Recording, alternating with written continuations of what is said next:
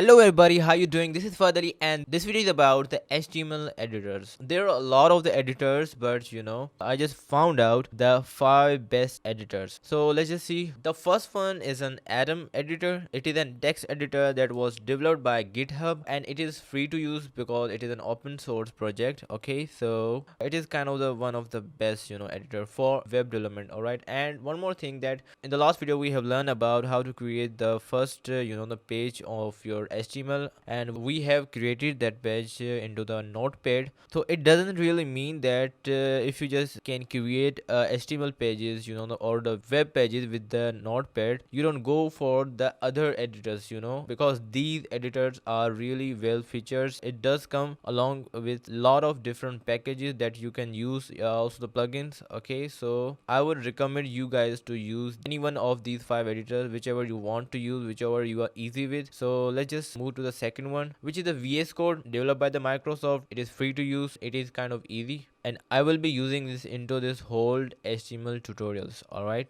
and here is the Sublime Text, which is developed by Sublime HQ. It is a kind of free to use, but if you want to access the full features of Sublime Text, you have to buy its license. All right, and here is the Notepad plus that you can use, and it is really easy to use, developed by Microsoft. Okay, and it is free to use as well, so you can also use this thing. Okay, and the last one is Adobe Dreamweaver. Okay, it is developed by Adobe, as you can guess by the name. It is not free to use. You can have its trial version for 30 days, then you have to pay it monthly. These were the 5 different the editors that you can use for the web development, and I will be giving you the links of all of these editors in the description, so you don't have to worry about that. And in the next video, in which we're gonna learn about how to download and install the Atom. So this is all for this video. If you really find this useful, hit the like button and subscribe the channel, and bye bye.